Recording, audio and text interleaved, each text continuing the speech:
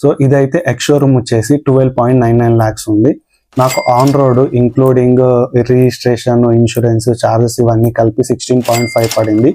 Registration వచ్చేసి మనకి తెలంగాణలో అయితే 2,24,030 రూపీస్ ఓన్లీ రిజిస్ట్రేషన్కి ఛార్జ్ అవుతుంది. ఆ తర్వాత నాకు ఇన్సూరెన్స్కి వచ్చేసి 64,000 ఇన్సూరెన్స్ వచ్చింది.